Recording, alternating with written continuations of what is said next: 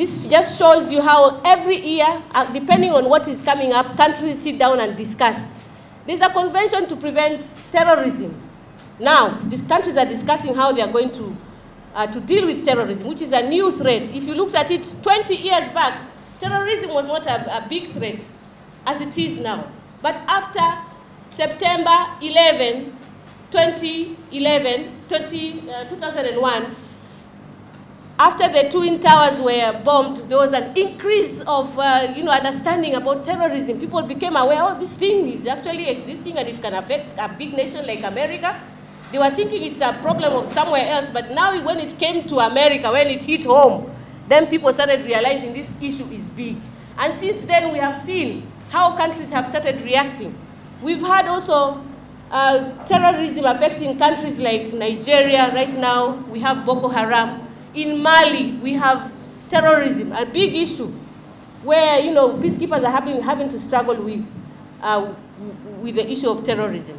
So, but what I'm trying to drive at is, after the Universal Declaration of Human Rights, there were conventions and treaties, but these conventions and treaties were developed depending on the current situation of the world at that time. So the leaders were sitting down and discussing. If they see there is a new global threat, then they try and address it. And then they adopt a convention. And then countries have to sign and ratify this convention. But they also have to come back to their home country and make sure that they make sure that whatever they have signed to is put into practice in their homeland. And that is done through the parliament. I think you have seen. Do you know the process? Do you know the process? When we have all our leaders going to these international conventions, they meet, they discuss, they deliberate. Each country explains their own situation. Okay, after they come, they express their own situation. They decide to sign an agreement, a convention. They decide to have a convention that they are going to sign, all of them. So if they are going to sign, they ratify. That process is called ratify, okay? But in order to ratify, they cannot just commit the country without bringing it back home. You understand? The country can sign, but they need to bring it back home through the law-making mechanism, which is the parliament, right? In most countries, in Africa, most countries. They take it to parliament and they say, look, we went for this meeting, we have signed this, can the country now ratify? Can it accept? Tunakubaliana na hiki kitu tulichosema kule. We agree to whatever was said in that global meeting. Now we are going to put it in place in our laws. It's going to be part and parcel of our laws, much as we have a constitution, but we will have a small segment that is so specific to address this issue. Then we start implementing whatever has been agreed at the international level. So that is the process that most countries have been engaged with over the years. And all these conventions are relevant to all nations. They don't choose that this is America and this is Papua New Guinea and this is another country. No. When countries agree to these international conventions, they cut across to all nations.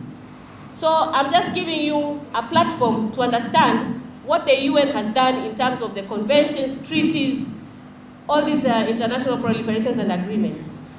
But that is not the end of the story. We are talking here about combating violence and combating discrimination. Combating, it means kupambana, kuhakikisha kwamba hicho kitu unakishughulikia. Si ndio? What is UN doing? Through the UN, we have the UN peacekeeping operations. Right now we have 14 UN peacekeeping operations dotted around the world. Most of them are in Africa.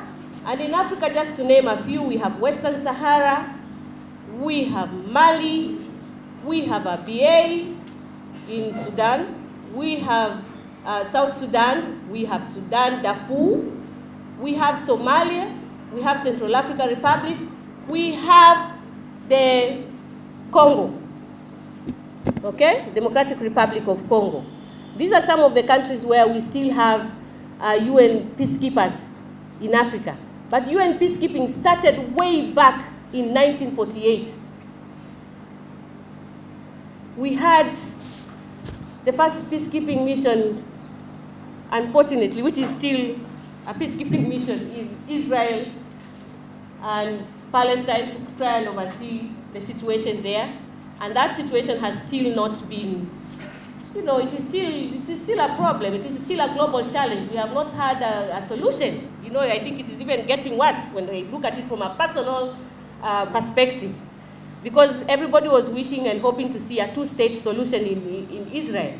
But we had the first, what I'm trying to say is that we had the first peacekeeping mission there in Israel. Yeah? After that, as years proceeded, member states contributed their own UN peacekeepers in the sense that the United Nations in itself does not have a military force. We all know that, yeah? Because I said in the beginning, it is a member state organization. And if it is a member state organization, yani ni kama chama. Kama nyinyi ni wanachama, ikitokea tatizo, kila mwanachama anatoa chochote kile, si ndio? So that's what is happening also within the UN. The UN in itself does not have a military force of its own, but it depends on the member states to serve, to give its member states, to give its peacekeepers whenever there is trouble.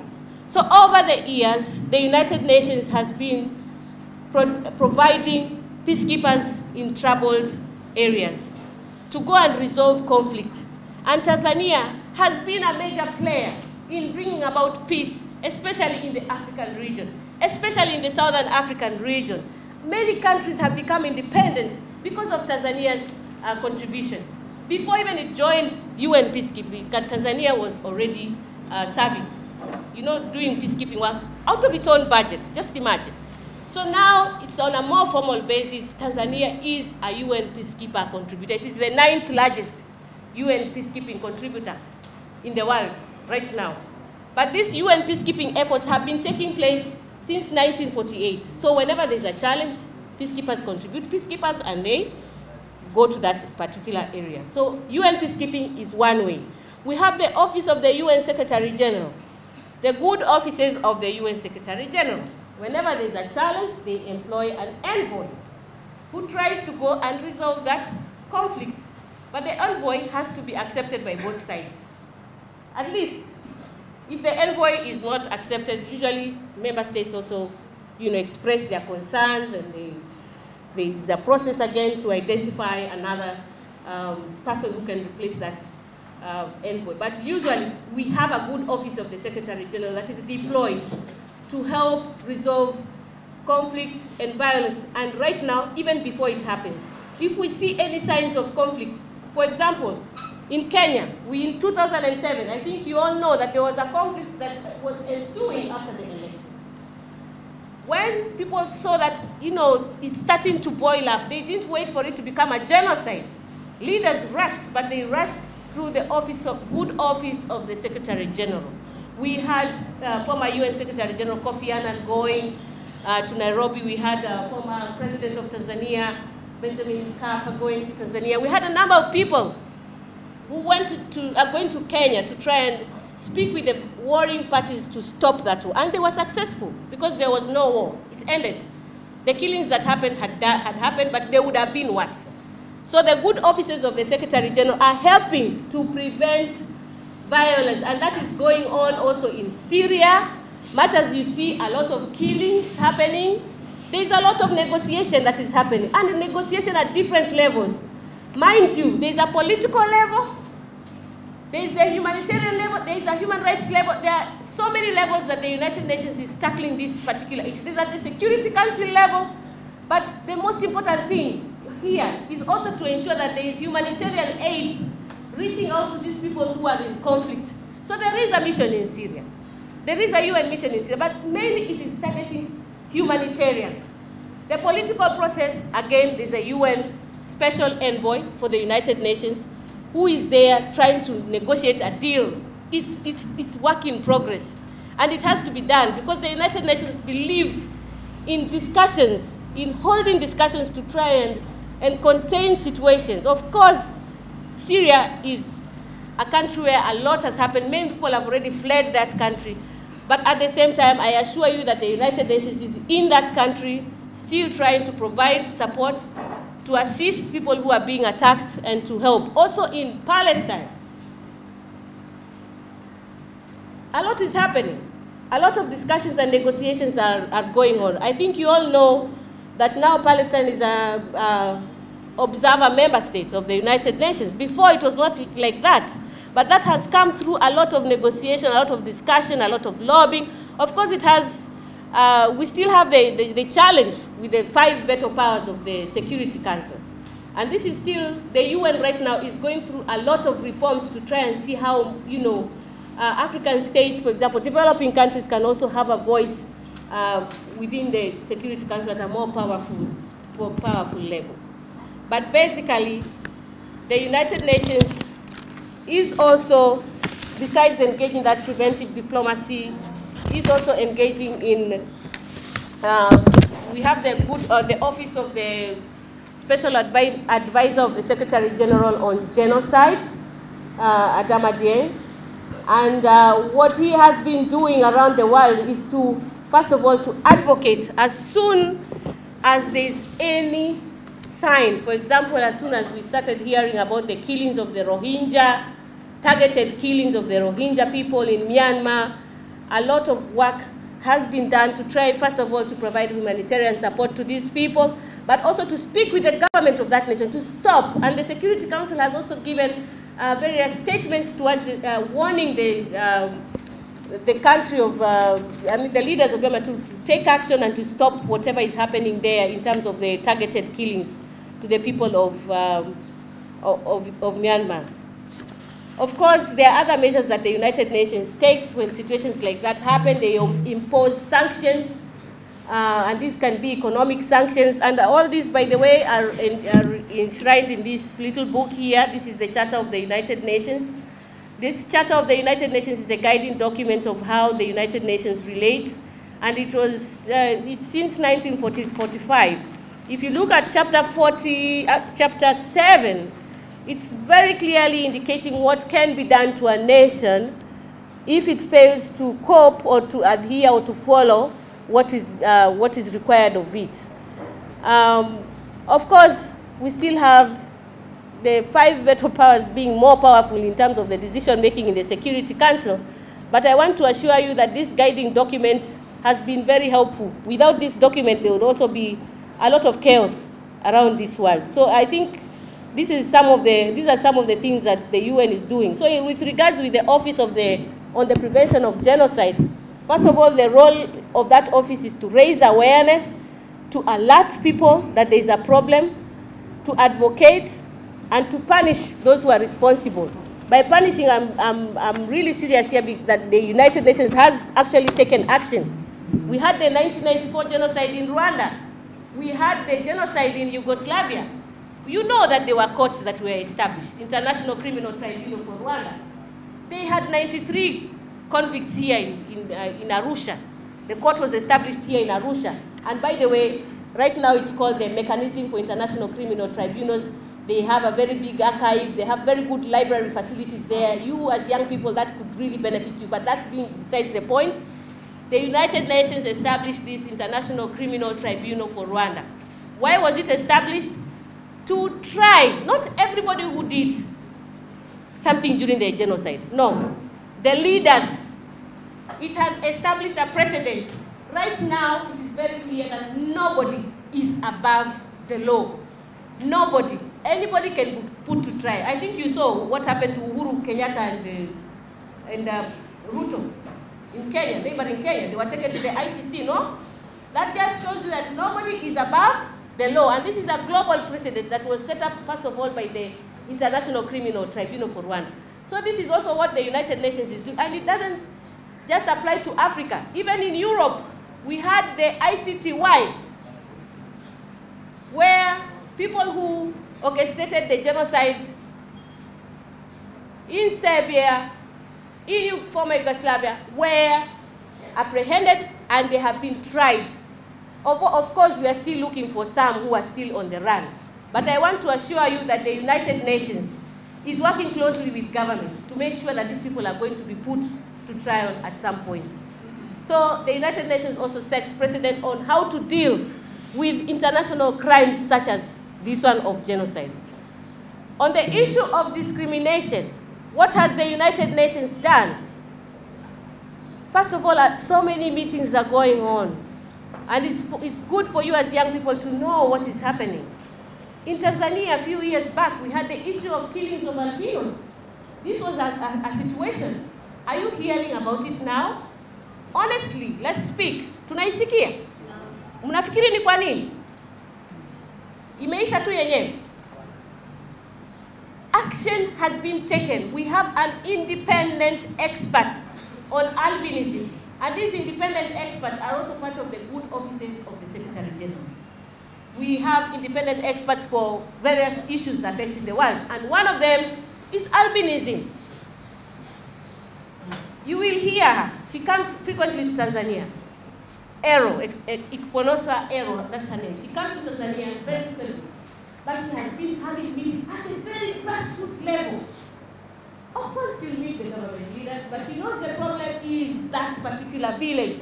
So she goes to those villages, of course with the support of government, and she meets the people there and she talks to them. So a lot of work is being done to try and change minds of people, to try and make people understand that these issues need, it's a prompt time issue, yeah? But it needs discussion at the very grassroots level. So we have that is happening also to prevent discrimination. Of course, the United Nations is also encouraging policies and laws. For example, in employment, we are talking about equal rights for women. I think if you go back in 1920, 1930, many women were not being employed. If you follow through the women's struggle. But the United Nations, through its various meetings, through its convening power, has passed, first of all, the Convention on the Elimination of All Forms of Violence Against Women, CEDAW, but it has also held major conferences. For example, the Beijing Conference of 1985, for those who can recall. I don't know how many of you were born by that time. But these were major meetings, conferences that helped to shape the direction of how women should be treated. And based on all that effort, then countries adopt what has been said, for example, in Beijing, and they come down to the country level and they discuss it. And that is how, for example, in Tanzania, you now have the SOSPA law. SOSPA, you know that SOSPA law on sexual exploitation? You know about that law? That the basis of that law has come from the discussions that came up in Beijing. If you look at the Tangwa women who have prepared this SOSPA law, they are people who participated in Beijing. And from that experience, they have come up and now they can talk freely. We now have rapists being jailed for 30 years. We now have child abusers being arrested. In the past, it was not being done, but I think it's more, you are hearing about it more increasingly. All this is happening because of the United Nations efforts at the global level, and countries are advised to adopt whatever is being said at the global level for their country, for use in their country. So basically, in terms of discrimination, we are addressing direct discrimination. It's called positive discrimination because there are women, if you talk about engineering, you will get maybe 2/3 of the people in the classroom will be men because women are scared of going to study engineering. But women are encouraged. So there are also, these are consideration, wanawake waweze kuingia kwa wingi wafanye hizi kazi. So that is also being done. Within the UN, we are encouraging direct and indirect discrimination. The direct discrimination also applies to people with disability. Within the UN has decided to be an example of an employer that employs people with disability. Just to show an example to nations and member states that this can be done. People with disability at Anawa Waneza, they can be employed. So I've spoken about albinism, which is one example that is really relevant to us here. Of course, there are so many things that the United Nations does. There's a lot of work that is being done by the United Nations. But very briefly, I will just take you through what I have said. First, The UN has been established. We've had the UN Charter, which is our founding document. We've had the Universal Declaration of Human Rights. We've also had a number of conventions. And to mention the conventions, there are so many. We have the International Covenant on Civil Rights. We have, I've also mentioned about the Secretary General Good Offices. I didn't mention, but I would like to say that the UN will also work closely with the regional bodies. You know, the African Union, the ECOWAS, the East African Community, SADC, NEPAD. The UN is working closely with these bodies also. I also mentioned on the issue of the Security Council and its decision on the key issues when it comes to issues around violence. I also mentioned, I don't know if I really elaborated on this, but there's another convention on children in conflict. And this has really, there's a success story here. You know, we have in the previous years, if you went to countries like Somalia, if you go to countries that are war-torn, you find so many young children are not going to school, especially boys. They become armed, you know, armed people. And yet they are so young. So there's a lot of work that the UN has also done to make sure that these children are disarmed. There's a disarmament program of the United Nations. They are disarmed and they are returned back to school. So there's a lot of effort that is also going. And through the UN organizations, through the UN agencies, through the UN offices, you've heard of UNDP, UNICEF, UNESCO, all these offices are working together to make sure that they are helping people around the world on various issues. I spoke about racial discrimination, and of course the office that is in charge of all issues around discrimination is the Office of the Human Rights Commission for Refugees, which is based in Geneva. I spoke about equality in brief, and I would like to emphasize this, that right now we have sustainable development goals. I think you've all heard. Sustainable development goals. Do we all know them? There are 17. Goal number 10 is on issues around equality, to make sure that there is equality in the world. Okay? I've spoken about the works around human rights. I've spoken about violent extremism and terrorism, counterterrorism. There's a counterterrorism implementation task force of the United Nations that is trying to prevent violent extremism. And violent extremism is a trend that we need to watch out for, because when you talk about violence, there is no way you're going to talk about violence without talking about violence extremism. Here we are talking about the Al-Qaedas, we are talking about the Boko Haram, the Al-Shabaab, the Taliban. You know, these are the groups that we are talking about. You know, because they are causing a huge amount of human loss in terms of deaths around the world. But what is being done, I've told you, there's a counterterrorism task force that has been established by the United Nations, and member states are continually engaging in discussions. In some countries, like in Mali, there's already a peacekeeping mission that is trying to curb and tackle the issue of counter-terrorists. Of course, there's a continuous struggle by member states like in Nigeria to deal with the Boko Haram.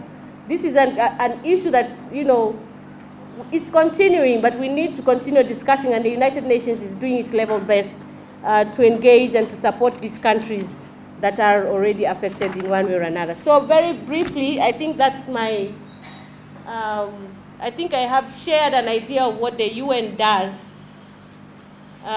because the UN is a global voice. You know, if something happens today, the UN Secretary General picks it up and he speaks about it. And he kind of provides direction.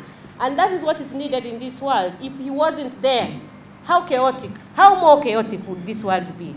So thank you very much for paying attention. I really appreciate it.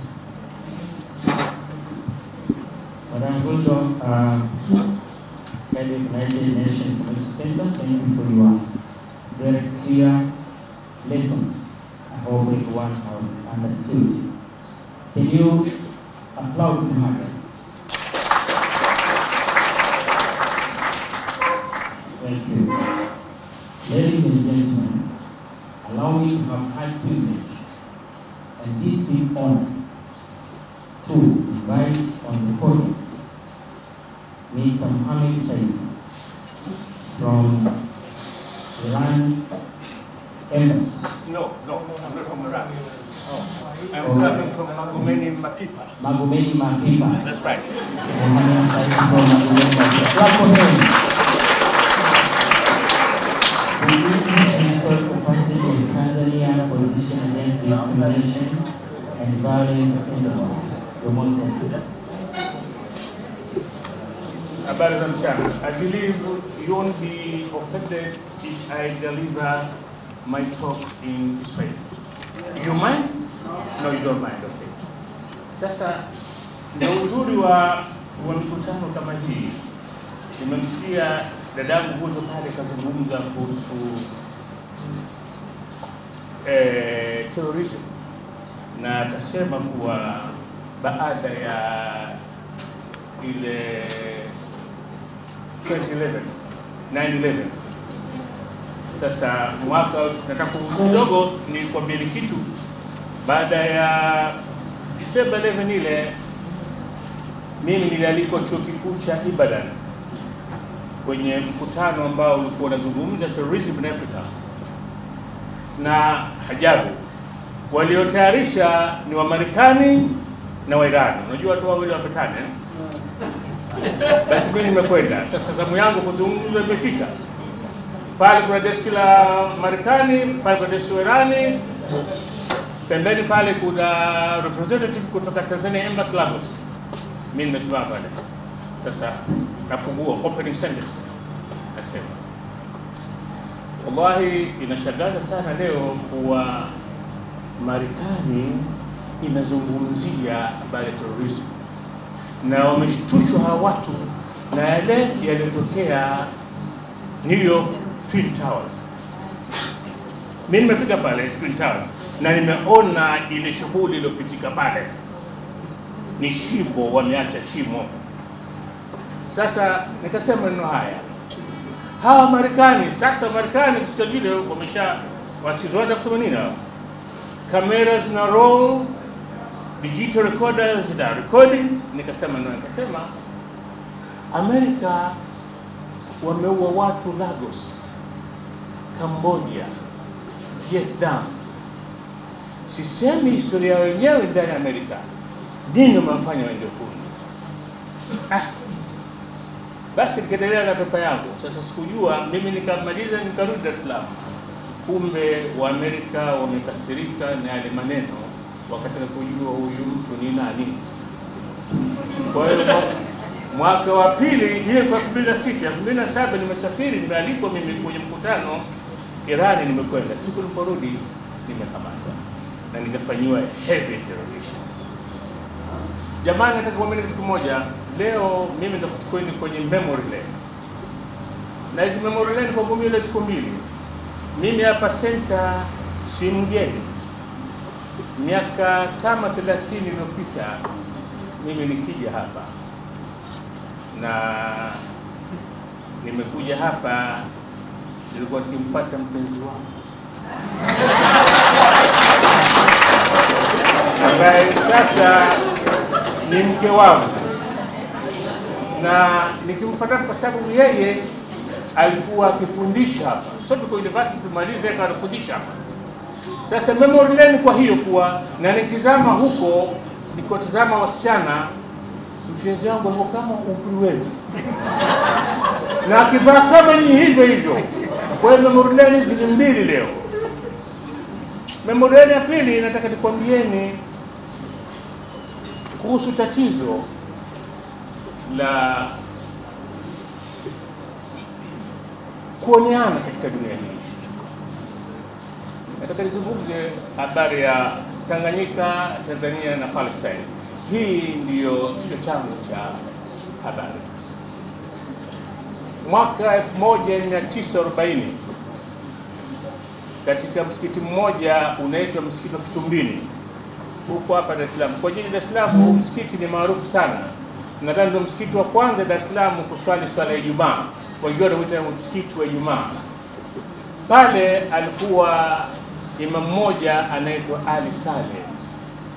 yeye ndio mtu wa kwanza kuzungumza tatizo wala wa Palestina na Wayahudi huko Palestina. Lakini kwa bahati mbaya sana watu wasomi wote wanapofanya utafiti, wanapoandika jina la Ali Saleh huwezi kulisikia. Na nakwambia kitu moja, 1940 Waingereza wako hapa, nchi iko inatawaliwa na Uingereza, na ilitaka mtu mwenye moyo kuweza kusimama na akasema maneno yale bila uoga. Kilichotokea sasa hivi nchini kwetu hapa kinasikitisha kidogo, kwa sababu ushahidi kuwa sisi siku zote tumekuwa na undertrodden underdogs, wale ambao wanaonewa sisi tuunga mkono. Ni hapa tulipo. Chuo hiki kilianzishwa na serikali yetu na kwa juhudi za Mwalimu Nyerere, baba taifa hili, ili kuwasaidia vijana ambao nchi zao kwa chini zimekaliwa, angalau wapate elimu, nchi zikombolewa, wakatoe mchango wao. Leo serikali yetu imefungua ubalozi na Israel, na kama nyinyi ni watu watundu mnaingia kwenye mitandao, utaona kulikuwa na clip imewekwa, balozi wetu wa Tanzania amevaa kile bwana Job Masima amevaa kile kikofia cha Kiyahudi, na chini naandikwa kuwa huyu bwana anasema Kihibru na alijinasibisha sana yeye na Israeli. Hii ni msiba mkubwa sana. Lakini baya zaidi na la kusikitisha zaidi, tunaambiwa hata siku Marekani walipohamisha ubalozi wao na kuleta Jerusalem, wanasema Tanzania ni moja ya nchi ambazo ziliwakilishwa. Kwa sisi huu ni msiba, kwa sababu nchi hii imesimama na watu walikugurudiwa kwa miaka yake yote. Mwalimu Nyerere, hili mnaweza kuwa msijue, Mwalimu Nyerere watu kumwambia sana, Mwalimu, nenda Jerusalem. Najua Jerusalem ni mji ambao muhimu kwa Wakristo na muhimu kwa Waislamu, lakini Mwalimu alikuwa anakataa, anasema mimi siwezi kwenda kwa sababu itawababaisha watu wa protocol. Mimi nikenda itakuwa mimi ni makubali Wayahudi, mimi siwezi kwenda. Kwa hiyo Mwalimu Nyerere mpaka anakwenda kaburini na zikwa hakutia mguu Jerusalem. Leo bendera ya Tanzania inapepea.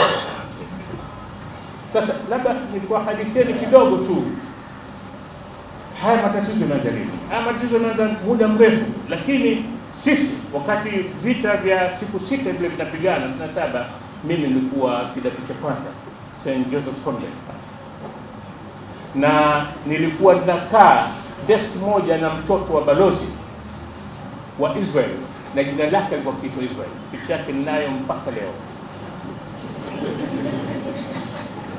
Vile vita siku 6 tu zilitosha nchi zote zile, Syria, Misri, Lebanon, Iraq, zikawa ziko chini, hazikuweza. Ulikuwa ni msiba mkubwa kwa nchi ya Arabu.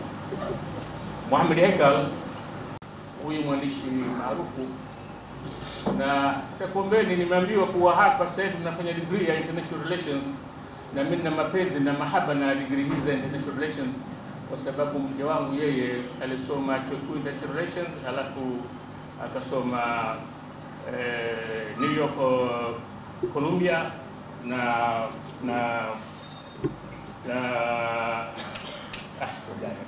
umri ukenda na majina ya mboka nikumbuka takombeni. Kichuo kiko Indiana. Kwa hiyo nakaa na mtu ambaye saa zote mimi nasomeshwa mambo ya international relations. Sasa hizi mchukue, kwa sababu tunafanya degree hapa, kuna pointi hapa zitakusaidia nyinyi katika kuandika dissertation zenu. Mathalan nimekupenda kisa cha Ali Saleh. Ukitaka habari zake zaidi, Ali Saleh alikuwa nani? Unaweza kwenda kitabu ambacho mimi mwenyewe nimekiandika na miaka kama 20 kama unakijua. Inaitwa The Life and Times of Abdul Wahid Sykes, The Untold Story of the Muslim Struggle Against British Colonialism. Wangapi wamesoma kitabu? Jamani, mnaniangusha bwana. Basi Google. Ukigoogle kitabu utakiona. Mpate hivi. Sasa baada ya vita vile vya 67 ikawa Waarabu wenyewe wameamini kuwa hawa watu hawawezekani. Hatuwawezi. Na cha kuchekesha na jambo la kusikitisha ni kuwa vile vita viliamuliwa na ndege 345 za Misri ambazo zilipigwa chini hazikuruka. Imekuwaje ndege zote zipigwe kwa wakati mmoja? Mkuu wa majeshi ya Misri akiitwa Abdul Hakim Amer, ndugu yake jetpata yake ilikwenda juu, na sheria za jeshi, mkuu wa Air Force anapokuwa juu, zile betri yani mabunduki yale yote nazimwa.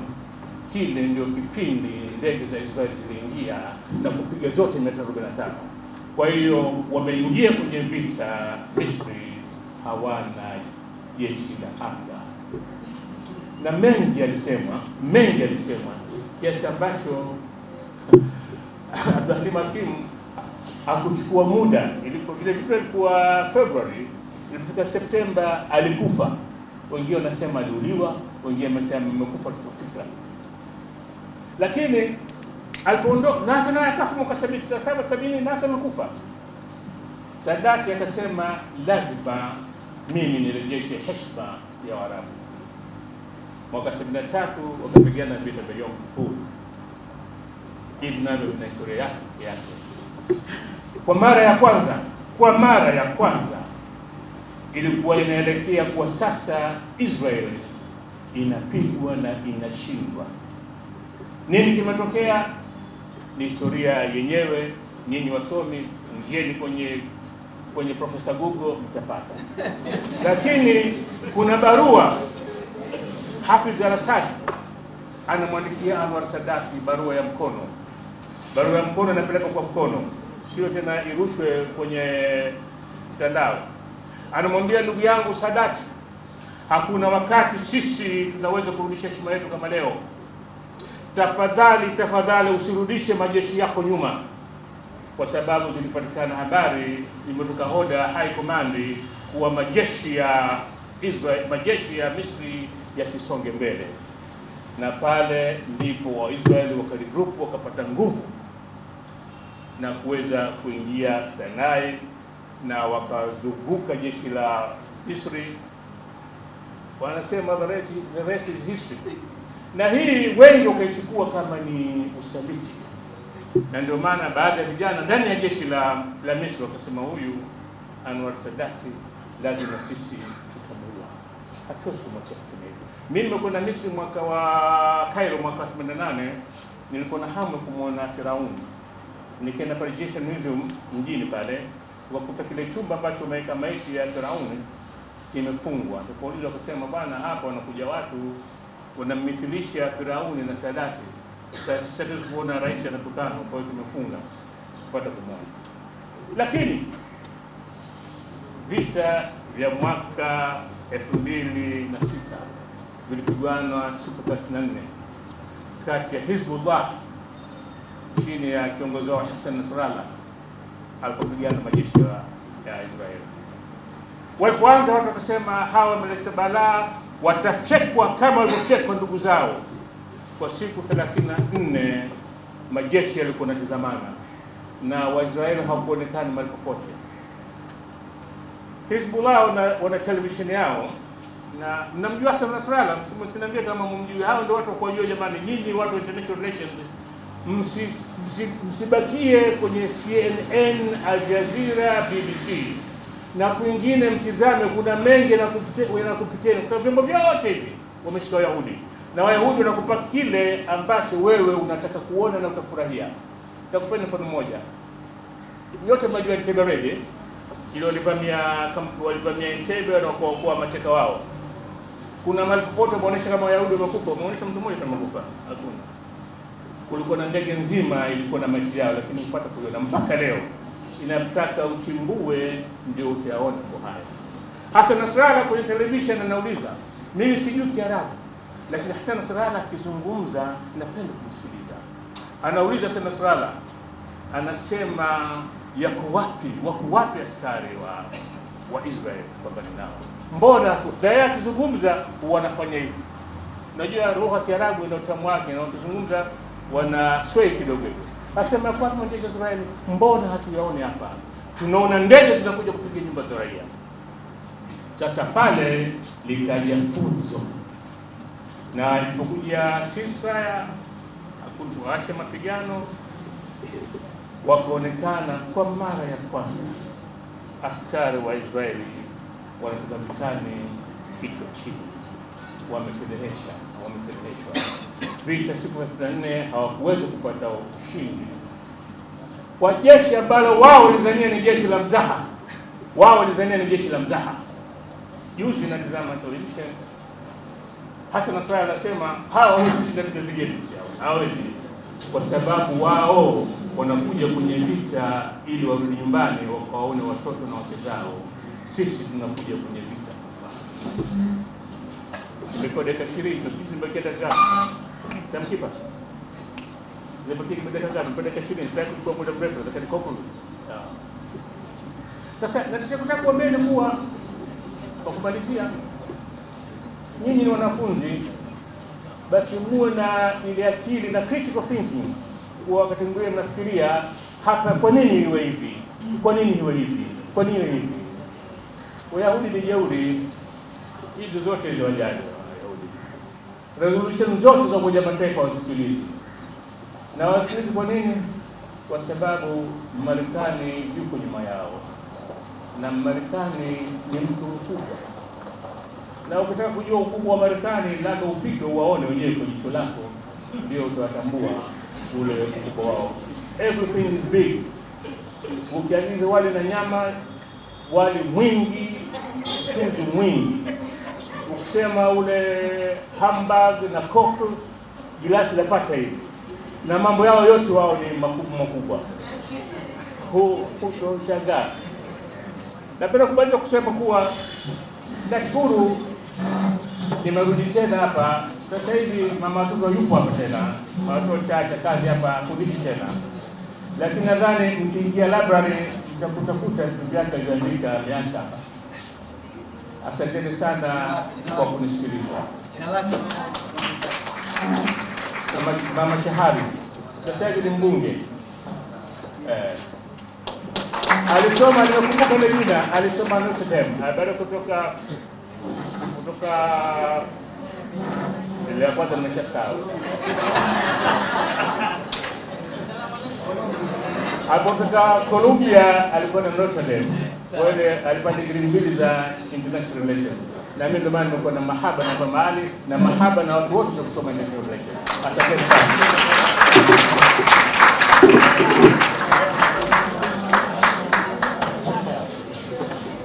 Asante sana.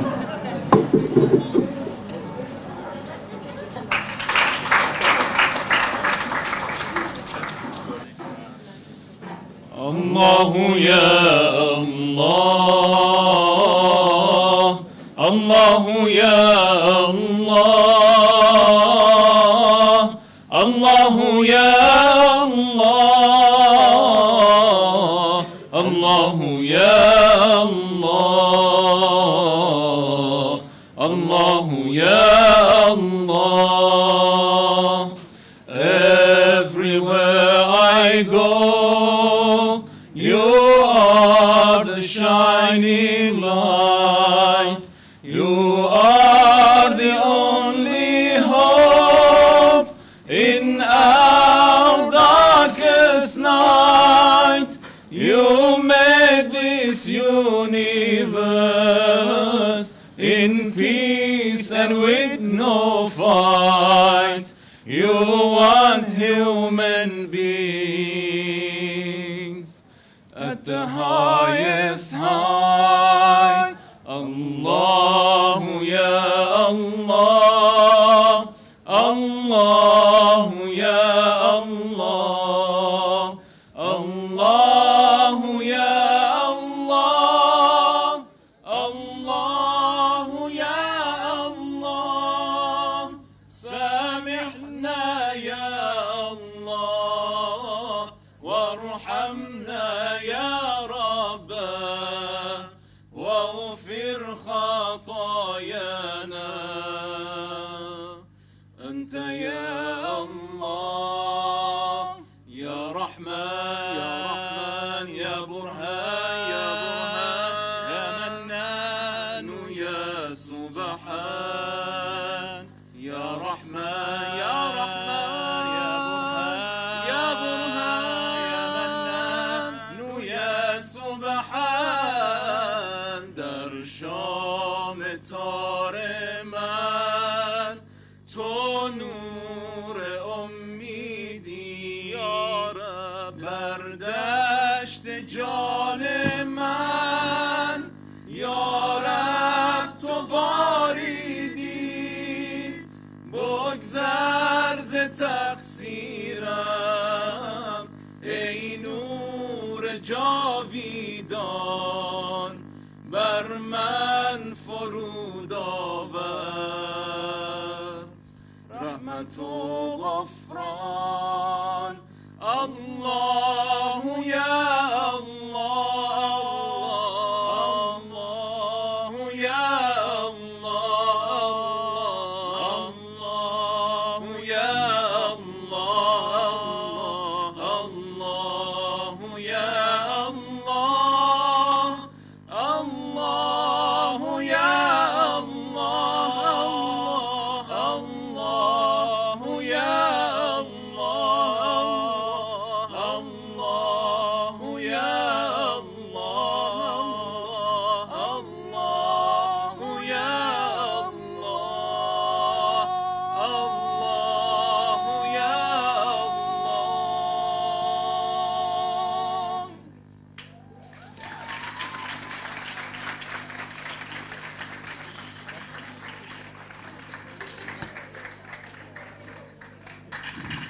Very nice one.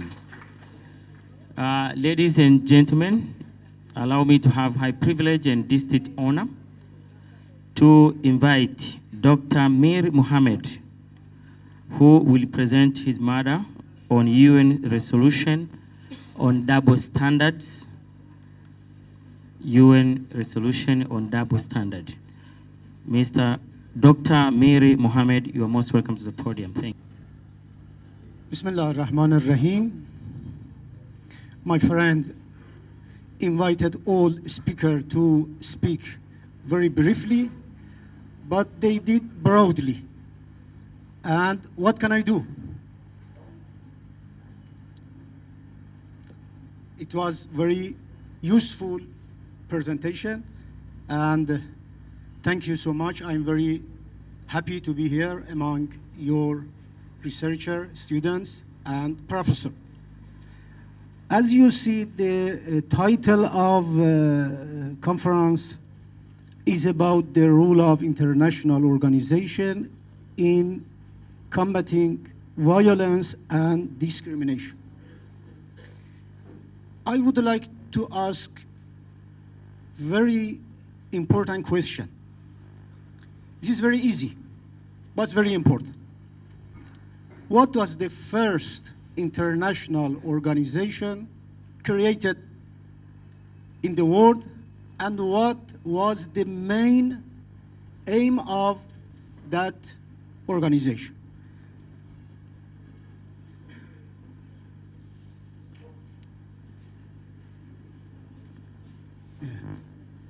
You can help me.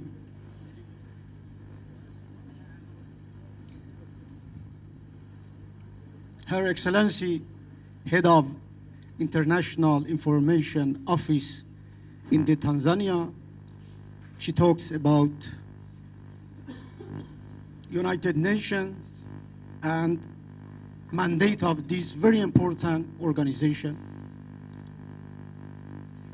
And you know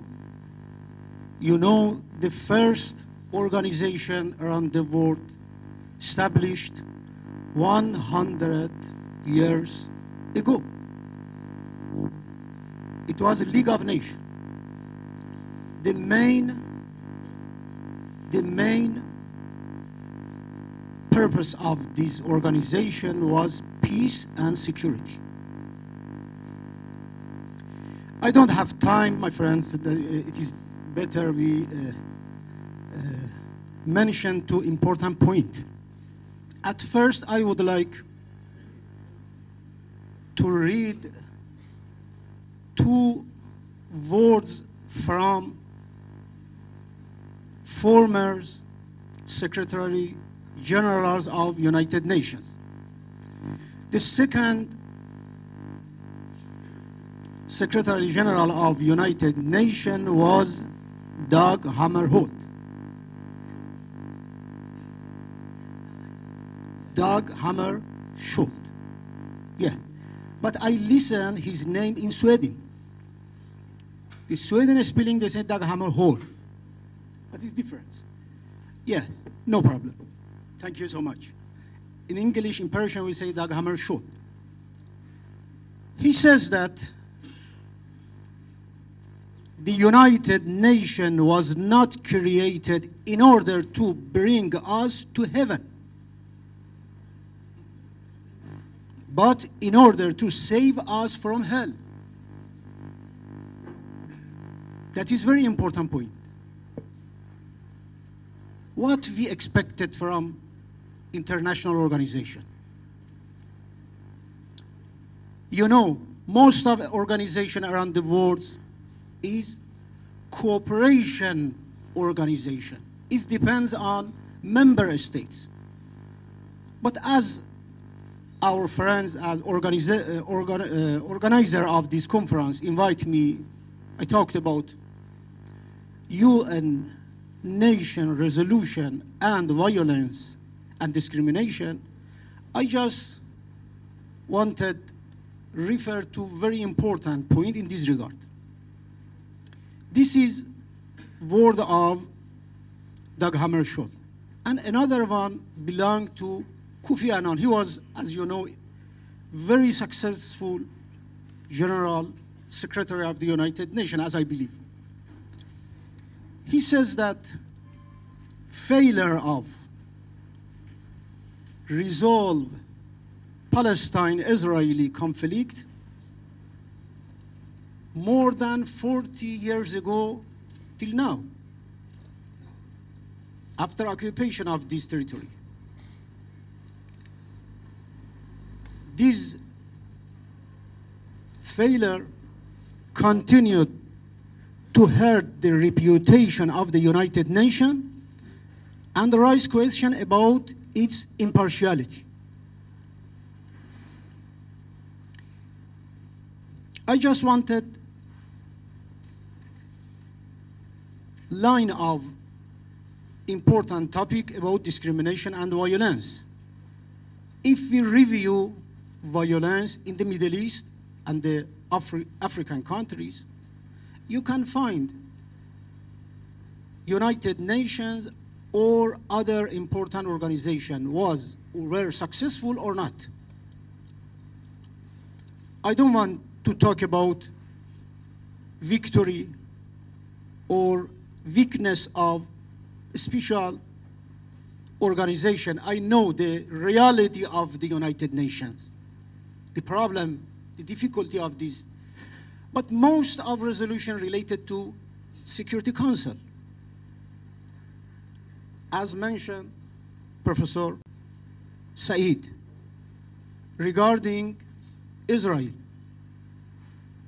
near 70 resolution issued by Security Council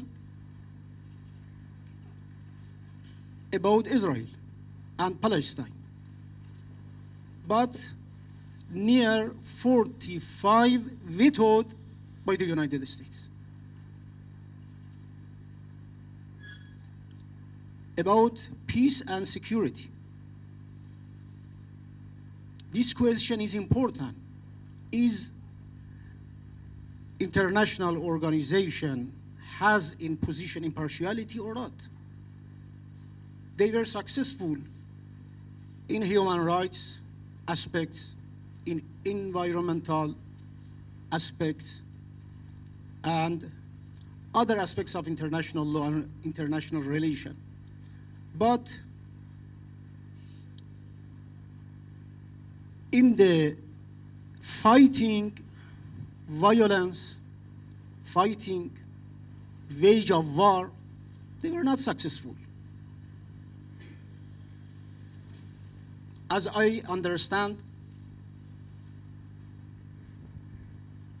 you mentioned head of international center at the Tanzania,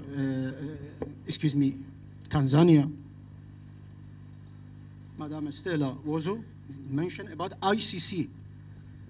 You know, unfortunately, a lot of writers this day, they says that ICC, it is better you say that International Criminal Court of Africa. Why they say that this way? It is discrimination.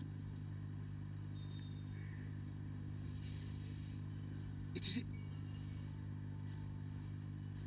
model of international organization at the new millennium. You know that established, created wall in the occupation territory. What the name of that wall? Discrimination wall. They named discrimination wall. Based on opinion, voting, legal opinion of United Nations International Court of Justice in its advisory opinion in 2004 declared that Israel breached international law, human rights law, humanitarian law. All countries around the world has to pressure to respect rights of the people, rights of these pressured people. But what's the problem? We can say a lot of problem belong to international organization. After 100 years ago till now, I believe international organization was successful, but they had a lot of important problem. What was the problem? I would like to say one story that's good.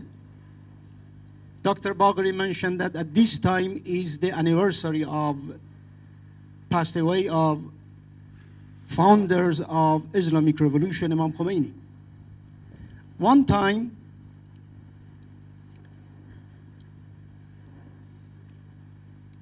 he tells a very story. He says that two kids are talking to each other. One kid wanted to go to school, and the other doesn't like to go to school. But he said, I don't like to go to school. What can I do? He repeated, I wish our teacher dies. Because he died, I cannot go to a school. But the other children, the other kids, the other boys told him, you are wrong. Because if this teacher died, they immediately change the other teacher. If you don't like to go to a school, think about your father. Problem is father. What says Imam Khomeini this short story? He wanted to say that our world has bad father. Security Council has bad father. Great power is bad father. You have to think about great powers. Security Council is good. But why one great power can veto in favor of one country? He has a bad boy and defends this bad boy. We have to think about this structure. I remember Kofi Annan. Kofi Annan proposed a very, very important proposal for reforming international human rights, United Nations structure. He proposed that a structure of Security Council must be changed. I don't want to take your time. Thank you so much for your listening. Thank you.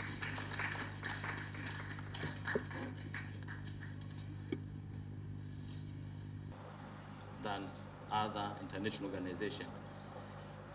But apart from UN, we have other international non-government organizations. They are helping a lot our states in terms of policy. They are lobbying, they are influencing policy changes in different countries. The issue of respect to human rights has been pressurized by these international government organizations such as Amnesty International, Human Rights Watch, the International Committee of Red Cross, you see. They have done quite good, commendable job anyway, because of they understand that humanity has no what? Humanity has no boundaries. Humanity has no classes. Human being is human being. You understand? This is very important, and I think they are the very core international principles that these bodies are supposed to protect day and night. If we really want to ensure that we are creating a fair, just, and equitable global society. We can achieve that end by acknowledging those international principles. But otherwise, because of time, I was asked to spend only 3 minutes, but Mr. Shaw, that's why I had to skyrocket some of the issues so that I may spare time for people to go in the futuro, okay? Thank you very much. I wish for the best. Clap for him again. Thank you. Without wasting time. سلام علیکم و رحمت الله. سلام و عرض ادب دارم خدمت همه حضار محترم و دوستانی که چندین بار توفیق داشتم از نزدیک زیارتشون کنم. بسم الله الرحمن الرحیم. anaanza kuwasalimia wote na kuwakaribisha, na pia anatoa salamu zake za dhati kwa sababu amefurahia sana kuangalia nyinyi ambayo alikuwa anakuja alikuwa anakutana na nyinyi, na pia amefurahi kuwaona sana.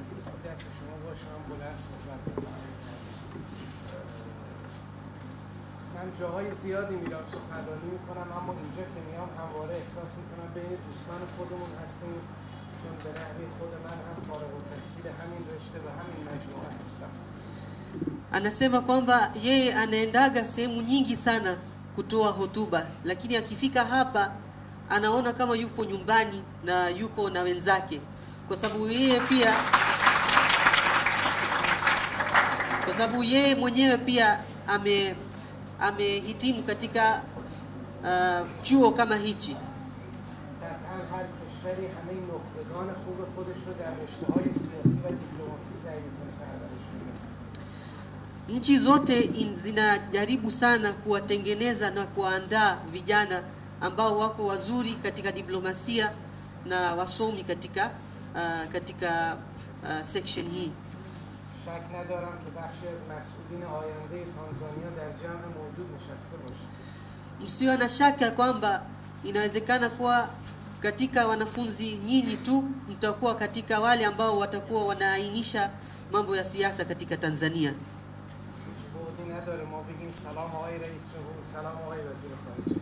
Sio mbali kwa kusema kwamba nasema mathalan shikamoo rais wetu, shikamoo waziri mkuu, kwa hapa inawezekana.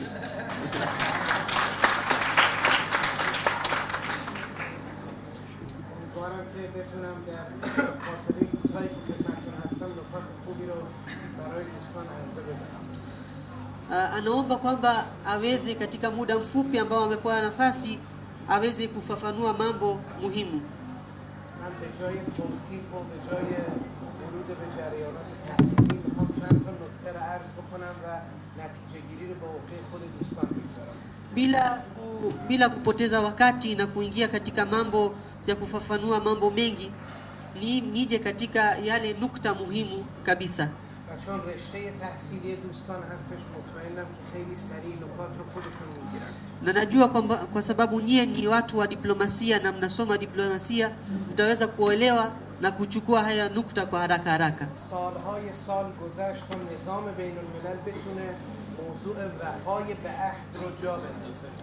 Imechukua miaka mingi sana katika diplomasia ya international diplomacy kufikia katika hatua hii ya kuweza kutekeleza maahadi ambayo watu wanatoa.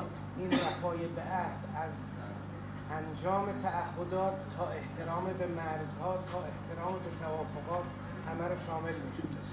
Hii katika kutekeleza ahadi inaingia mambo ya kusaidiana, mambo ya kulinda boda za nchi na pia mambo ya kuweza kuheshimiana.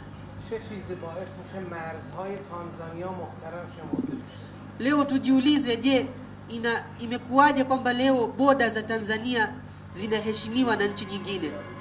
چه چیزی باعث میشه توافقاتی که با تانزانیا صورت میگیره مورد احترام واقع بشه؟ Leo mathalan nchi inakuwa katika contract na nchi nyingine, nani anafanya na nani anaeleza watu kuwa hiyo contract itakuwa inaheshimiwa na nchi nyingine? همه اینها برمیگرده به اینکه ما معتقدیم کلیه تعهدات بین المللی باید محترم شمرده بشه و وفای به عهد یک اصل تلقی میشه. Hii ni kwa sababu sisi katika diplomasia tumeshaelewa kwamba kuna kitu kama kutekeleza ahadi, na kwa sababu tunaahidiana tunasema na tunakubali kwamba tutatekeleza haya ahadi. و این موضوع الان یک اصل مورد قبول همه جامعه بشری تلقی میشه.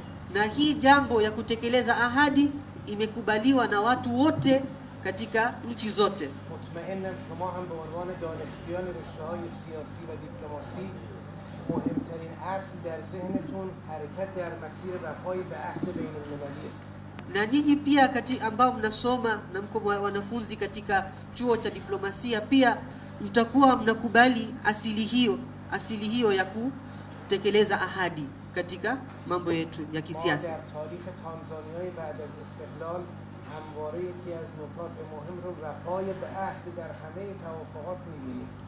Na sisi tunapoangalia Tanzania kama nchi baada ya kupata ukombozi, tunaona kwamba Tanzania ilikuwa ni nchi ambaye inatekeleza ahadi zake.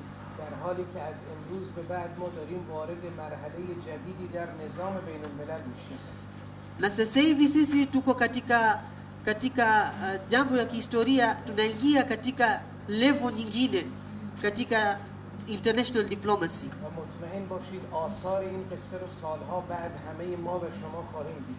Na pia mtaona sasa hii jambo ambayo tunaingilia sasa hivi, tunaingia katika historia sasa hivi, itakuwa ina athari zake sio leo tu, bali katika historia, bali katika mustakbali. ما با یه اصل جدیدی در نظام بین الملل داریم روبرو میشیم.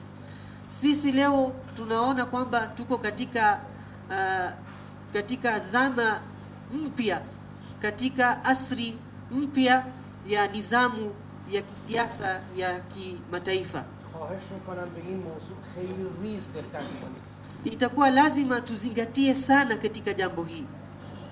ما در حال ورود به مرحله زیر پا گذاشتن کلیه تعهدات بین المللی بر اساس یک اصل جدید هستیم. Hiyo zama mpya ambayo tunaingia ni zama gani?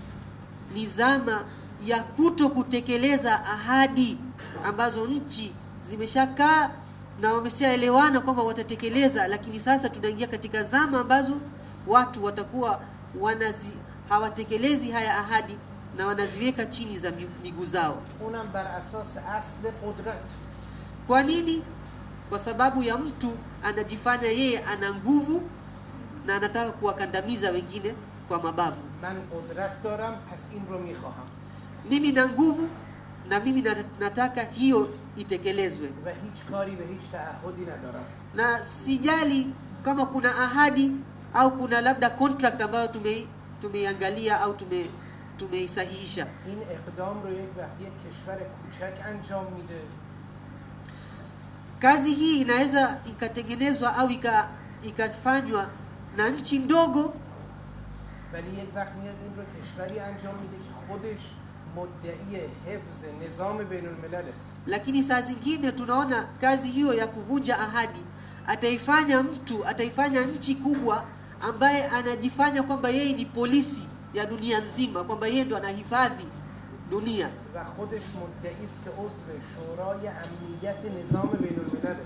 Na yeye anajifanya kwamba yeye yuko katika Security Council na anawasaidia watu katika security, lakini yeye ndo anaharibu haya mambo mahadi ambayo anatekeleza. ما در هر دوره‌ای که با یک چنین تغییرات مواجه بودیم آثارش رو در نظام بین الملل دیدیم. Na sisi pale ambapo tuliona mabadiliko kama haya katika siasa ya kimataifa na tukaziona pia athari zake mbaya ambazo zilitokea katika manchi tofauti tofauti. حدود 2 سال از حضور چهره جدیدی در کاخ سفید میگذره. Leo tunaona miaka miwili yamepita katika kuona mtu mpya ameingia katika White House. من اصلا قصد خوب گفتن یا بد گفتن ندارم. Leo mimi sitaki kumsema mtu vibaya au kumsema mtu vizuri. Nataka kusema uhakika tu. اما فقط میخوام که با ذهن شما با هم دیگه یه چیزی رو فکر کنیم، مرور کنیم. Leo tunataka tukae pamoja, tufikirie kwa pamoja. این که یک رئیس جمهوری در یک کشوری بیاد بر اساس رأی مردم به قدرت برسه چیز خیلی خوبیه. Leo mtu akija rais ya nchi yoyote akapata vote za watu wote na akaja madarakani, hii ni kitu mzuri sana, hatukatai. طبیعتاً هر رئیس جمهوری هم منافع کشور خودش رو در نظر میگیره. Na kila rais ya nchi yoyote atakuwa anaangalia manufaa ya nchi yake. قطعاً امروز جناب آقای مگوفولی منافع تانزانیا براشون اولویت اول و آخره. Na pia tunajua kwamba rais mheshimiwa wetu Magufuli pia anaangalia manufaa ya nchi yetu. اما آیا این در نظر گرفتن اولویت به معنی زیر پا گذاشتن همه تعهدات بین المللیه؟ Lakini rais au nchi yote inapoangalia manufaa yake, je, maana yake ni kukataa au kuvunja ahadi za kimataifa ambayo nchi zikazifanya zile ahadi? شعار آقای ترامپ از روز اول این بود که امریکا فرست. Kutoka mwanzo Trump alipoingia katika ofisini akasema kwanza Amerikani. Mwamerikani lazima awe kwanza. ولی نتیجهش کاملا مربوط به بیرون آمریکا بود. Lakini tukiona natija na athari za kusema hivyo ni nje ya Marekani. مطمئن باشید اولین متضررین از این توافقات کشورهای در حال توسعه و آفریقا و آسیا خواهند. Na mtu akitoa kauli kama hii, watu wa kwanza wataopata shida na wataudhurika na jambo kama hii ni zile nchi ambazo zinajaribu kuja juu na kupata development. Tunasema developing countries. برای همین من میخوام توجه شما رو به این موضوع و به این خطر جلب کنم. Ndio maana leo mimi nataka niweze kuwafanya muangalie hatari hii ambayo inakuja inatujia sasa hivi. من اینجا دارم کاملا یه بحث دانشگاهی رو برای همکاران و همرشته‌های خودم مطرح می‌کنم. Na hii ambayo naongea sasa hivi ni jambo ya kiakademia. Ni kwa sababu sisi ni watu katika chuo cha diplomasia, lazima tuwe tunajadiliana mambo kiakademia. ببینیم در عرض 2 سال گذشته آقای ترامپ چه چیزایی رو زیر پا گذاشتن. Tuangalia katika miaka miwili haya Trump amevunja ahadi gani? شون اولین اقدامی رو که انجام دادن خروج از معاهده آب و هوایی پاریس بود. Kitu cha kwanza aliyofanya ni akatoka kutoka conference au tukasema ile ahadi ya environment katika Paris. شما برید این رو بررسی بکنید ببینید این به معنی این است که من هر کاری دلم میخواد با لایحه اوزان انجام میدم. Na utaona yeye alisema kwamba yani maana yake ni mimi nitafanya kazi yoyote na hiyo ozone layer ikiharibika sina kazi naye. Iharibike haina shida. حاضر نیستم هیچ تعهدی رو قبول بکنم. Na mimi sipo tayari kukubali ahadi yoyote. فقط به یک دلیل. Dalili yake ya kuongea hivi ni moja tu. من قدرت دارم. Mimi na nguvu. Nayo nguvu. دومین کاری که آقای ترامپ انجام داد در عرض 2 سال گذشته چی بود؟ Ahadi ya pili ambayo amevunja Trump. آمد کلیه توافقاتی رو که در حوزه اقتصادی و عوارض و مالیات با اتحادیه اروپا بود به هم زد. Amevunja ahadi zote za ushuru na tunasema za economy baina ya Marekani na European Union. و این آثارش در جنگ‌های تجاری و اقتصادی عملاً فشارش بر ملت‌های در حال توسعه میاد. Na wale ambao watakandamizwa kwa sababu ya hii ahadi iliyovunjwa ni developing countries, wale ambao wanajaribu kuja juu. هم فقط به یک دلیل. Na dalili yake ni moja pia. من قدرت دارم. Mimi nina nguvu. سومین کاری که کرد چی بود؟ Kitu cha tatu ambayo amefanya طرح 300 میلیون چراغ روشن در قاره آفریقا رو که سالها روش کار شده بود و حتی تانزانیا عضو این طرح بود رو به هم زد. kulikuwa kuna contract, kulikuwa kuna pact, tunasema agreement ya tunasema 300 million torches. 300 million torches. Yani kulikuwa kuna agreement na yeye akaja akaivunja hiyo agreement. بر اساس این طرح قرار بود رساندن انرژی و برق به کل آفریقا در اولویت قرار بگیره. Hii contract ilikuwa kwa ajili ya nini? Ilikuwa kwa ajili ya kufikisha electricity katika nchi zote za Tanzania. Lakini yeye amekuja maivunja hii. کل این طرح به هم خورد.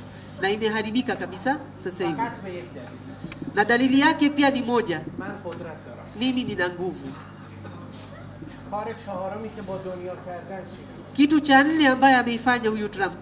سالهای سال آمریکا با کوبا مذاکره کرده بود و روابط با کوبا برقرار شده بود. همه توافقات رو زیر پا گذاشت. Miaka haya yote walijaribu kutengeneza uhusiano na Cuba. Lakini yeye alipoingia akavunja maahadi yote na leo tunaona imesharudia kama mwanzo. همه این کارا رو با یک عنوان کرد. Na yeye ameifanya kazi haya yote kwa ajili ya kitu kimoja. من قدرت دارم. Mimi nina nguvu. کار بعدی که با دنیا کرد چی بود؟ Kitu kingine ambaye ameifanya na dunia. شما همتون دانشجو هستید و در مسائل حقوقی و سیاسی کاملا واردید. Na nyie ni wanafunzi na wanachuo ambao mnajua mambo ya kisiasa. رابطه ایران و تانزانیا رابطه خیلی دوستانه و برادرانه ایه. Na uhusiano baina ya Tanzania na Irani ni mahusiano mazuri sana na ya undugu. اما آیا من حق دارم دارالسلام رو بدم به یک کشور دیگه؟ Lakini je, leo mimi nayo uwezo wa kutoa Dar es Salaam nikampa mtu mwingine? آیا شما حق دارید تهران رو بدید به یک کشور دیگه؟ Je, nyie mna haki kuchukua Tehran ukampa nchi nyingine, ukampa Tehrani? آقای ترامپ به یک دلیل که من قدرت دارم قدس رو داد به یک کشور دیگه.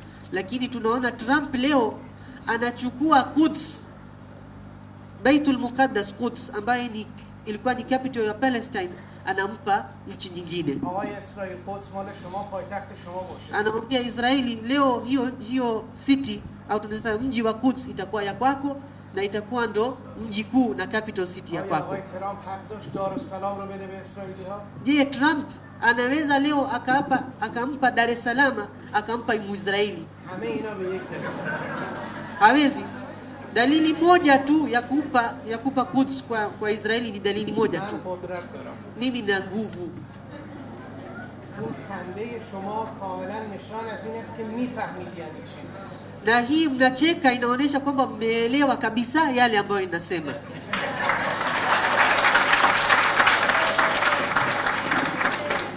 ولی متاسفانه نظام بین الملل همینقدر خنده آور شده الان. Lakini leo tunaona kwamba nizamu ya kimataifa ndio inafanya mambo ya ucheshi kama haya.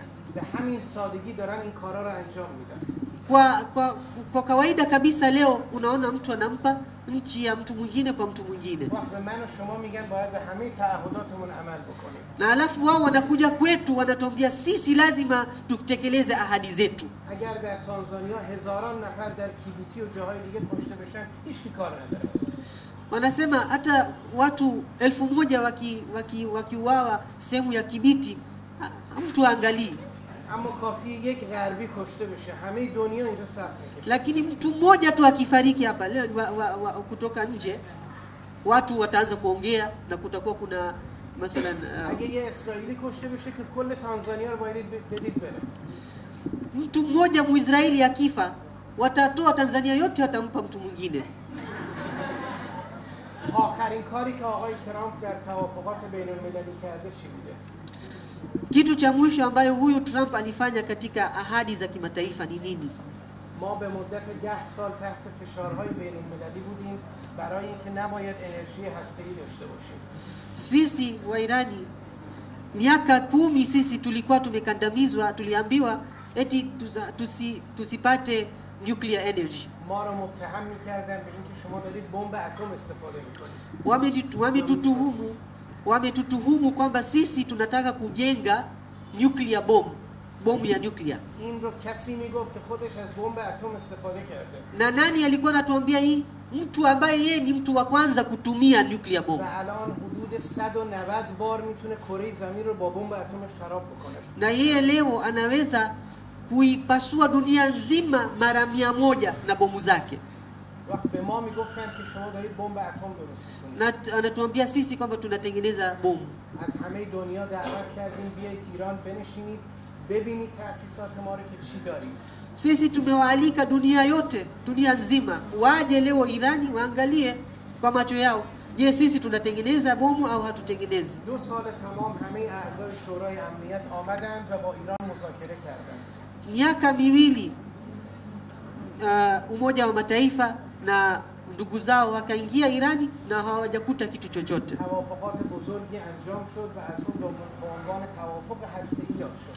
Ahadi nyingi yalitengenezwa na tunasema sasa hivi JCPOA ambayo ilikuja kama ahadi ya nuclear baina ya nchi. معاهده بین المللی با اعضای دائم شورای امنیت و ایران منعقد شد. Kulikuwa kuna ahadi baina ya Iran na wale members wa Security Council. قطعنامه 2231 شورای امنیت سازمان ملل برای این قصه صادر شد. Tunasema kwamba katika United Nations kuna قطعنامه 2231 kuna clause ambayo ni 2231 katika United Nations iliandaliwa kwa baada ya athari za hiyo dialogue ambayo ilitokea baina ya Irani na و بر اساس اون دنیا قبول کرد که ما باید انرژی اتمی رو برای کارهای زندگی عادی مردم و انرژی صلح‌آمیز هسته‌ای در کشور داشته باشیم. na dunia nzima ilikubali kwamba Irani ina haki ya kutumia nuclear energy kwa ajili ya umeme na mambo mengine ya kawaida ya maisha ambayo ما اعلام کردیم کلیه توانمندی‌های خودمون رو در اختیار کشورهای دیگه قرار میدیم که اینقدر دنبال گدایی انرژی از دنیا نباشن.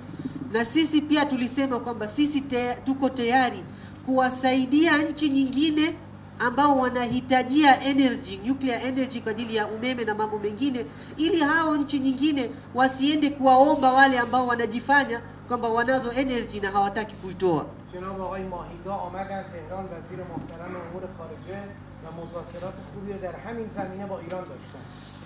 Mheshimiwa Mahiga alikuja Irani na sisi tulipata kuongea nao na katika mambo haya ya nuclear kwamba vipi sisi tunaweza kuwa na uhusiano katika mambo haya. وقتی برگشتن میگفتن من باورم نمیشه که شما در این حد نسبت به انرژی هسته‌ای پیشرفت کردید. Na aliporudi hapa Tanzania alisema kwamba mimi nastaajabu sana kuona kwamba nyie umefika katika upeo huu ya juu katika maendeleo katika energy ya nuclear. ولی آقای ترامپ ماه گذشته رسما جلوی همه دوربین‌های بین‌المللی از این معاهده خارج شد.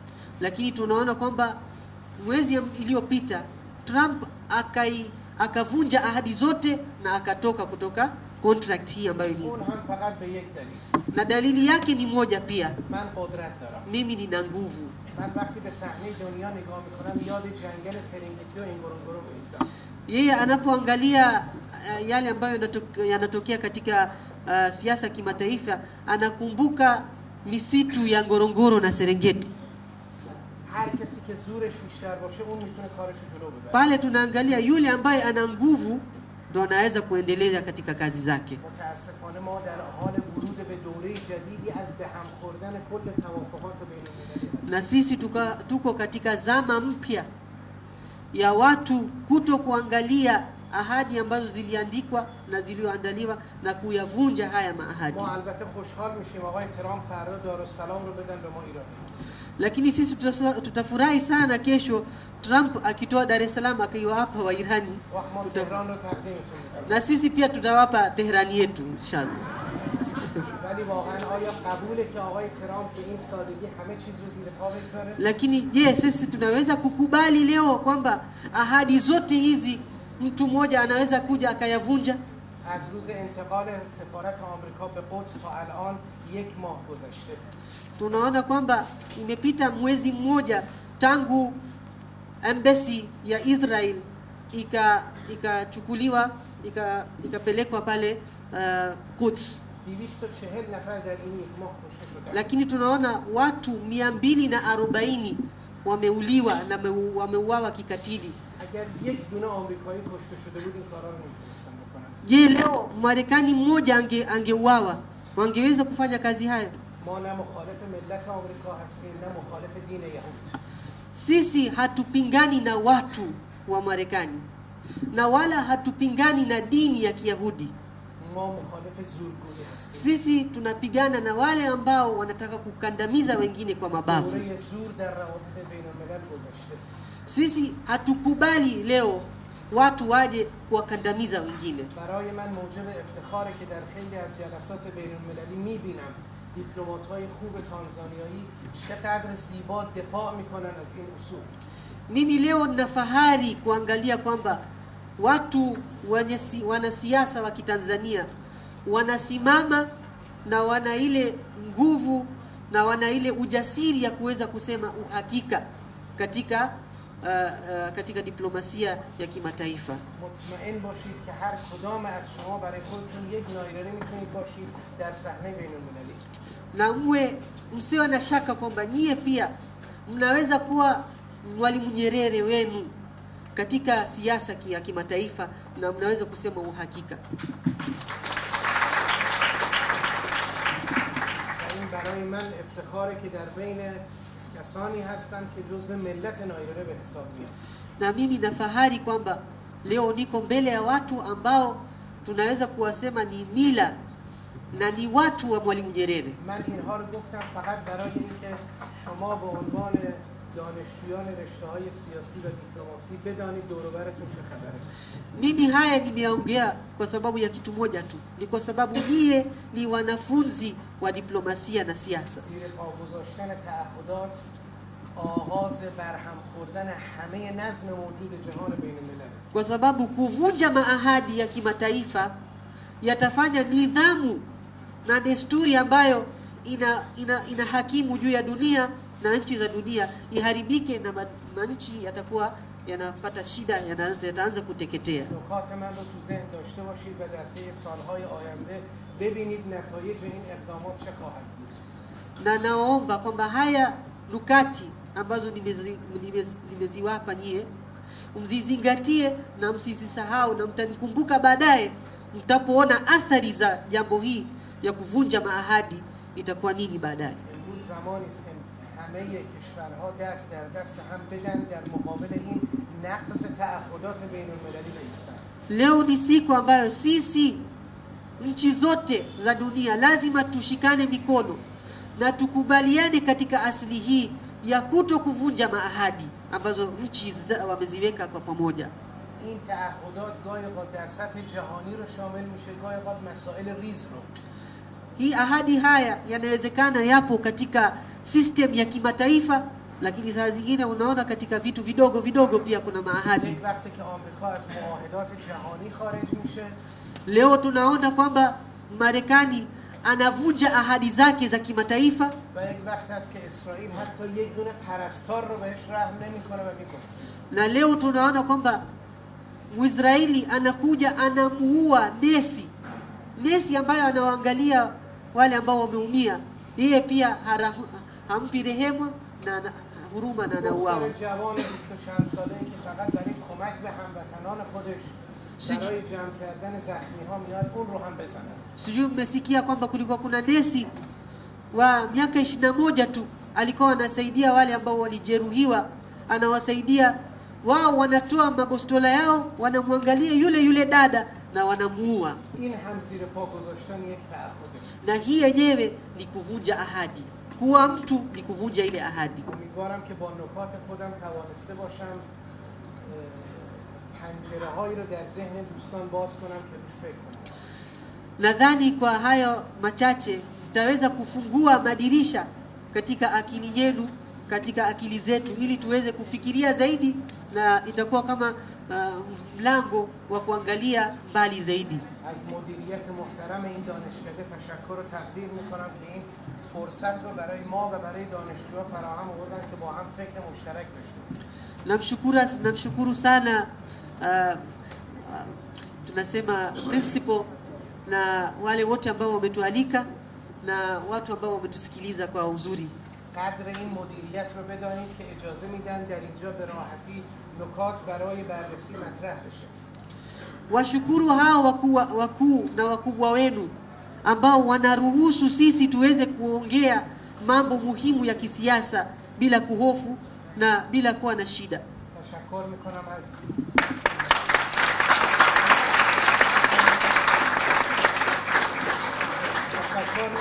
از بخش رایزنی فرهنگی سفارت جمهوری اسلامی که این فرصت رو فراهم کرد. Na pia tunamshukuru Cultural Center ya Embassy of Islamic Republic kwa kutuandalia na kukaa pamoja ili tuweze kukaa leo. تشکر میکنم از همه چهره‌های حاضر و استاد گرامی که از ایران تشریف آوردند. Na pia nawashukuru wale wote ambao wamehudhuria, na pia profesa ambaye ametoka kutoka Irani, kutoka mbali, pia tunamshukuru yeye. ممنونم از دو چهره روحانی حاضر در جلسه، جناب آقای شیخ جلال و جناب آقای شیخ مصطفی. Na pia tunashukuru wanazuoni ambao wamefikia leo, Sheikh Jalala na sasa Sheikh Mustafa. Na shehe, mimi sio shehe lakini najaribu bado nasoma. و تشکر میکنم از گروهی که از ایران تشریف آورده بودن برای خواندن اشعار و تواشیح قرآنی. Na pia tunawashukuru sana ambao wamesoma kasida leo na kutufurahisha nyoyo zetu.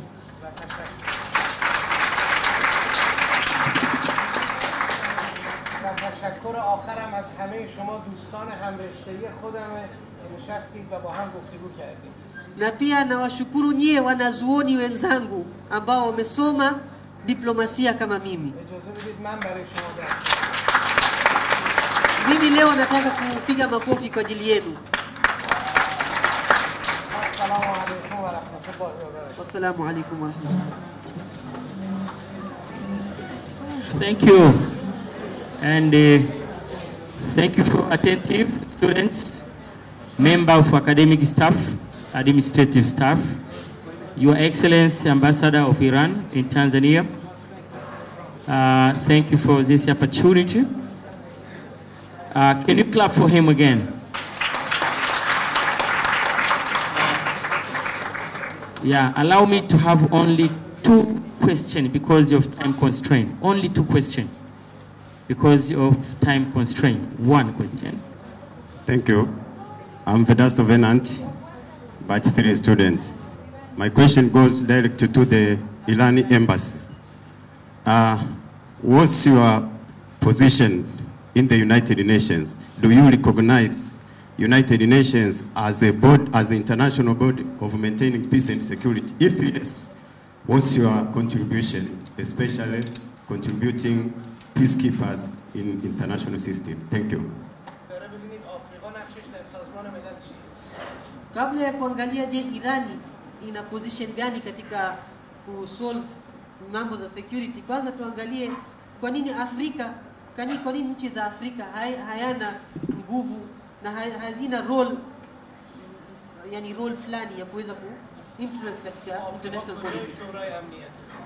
Katika Afrika tuangalia wako wapi wale ambao wakati wako katika United Nations Security Council. چرا باید فقط نیروهای آفریقایی به عنوان نیروهای حافظ صلح در همه جای دنیا کشته بشن؟ Kwa nini tunaona tu wale soldiers za Afrika, za nchi za Afrika wauawe katika nchi zingine, lakini wao hawezi kusema kitu chochote katika Security Council? Kwa nini? Kwa nini vijana wa Kitanzania wauawe katika kupigana kwa ajili ya security, lakini wao hawana uwezo wa kusema katika Security Council? Wao wanavunja security katika dunia, alafu wakishaivunja wanatuita sisi eti tuje kuwasaidia kupigana na wale ambao wanavunja security katika dunia. ایران به عنوان یکی از کشورهای تشکیل دهنده سازمان ملل و جزو اولین گروهی است که در این مکتب وارد شده. Tunaona kwamba Irani inakubali kabisa umoja wa kimataifa, na Irani ilikuwa katika nchi ya kwanza, katika yale nchi ya kwanza kuingia katika umoja wa kimataifa,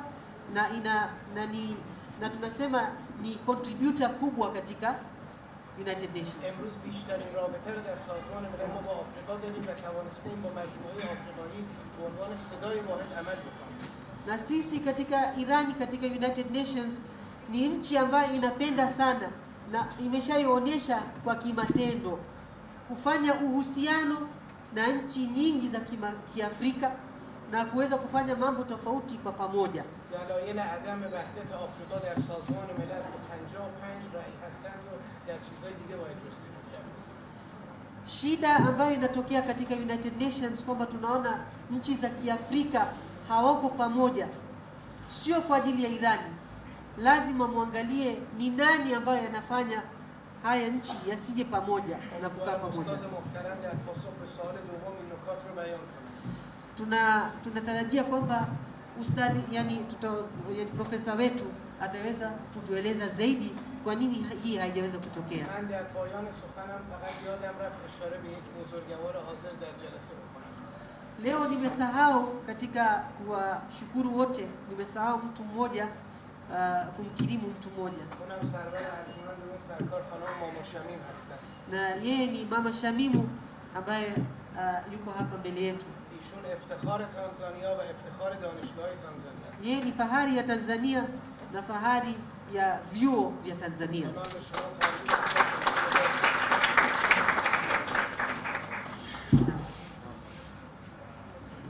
Thank you, member of Diplomatic Corps.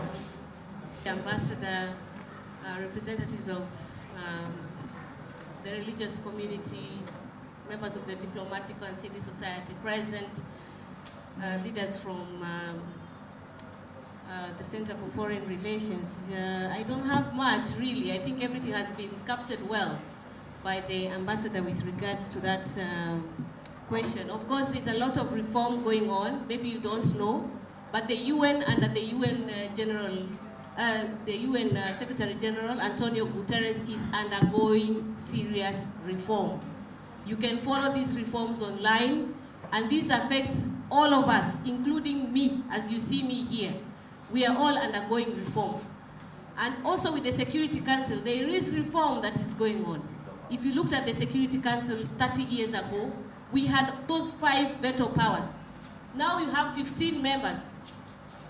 You have another rotational group of countries. At least they are there.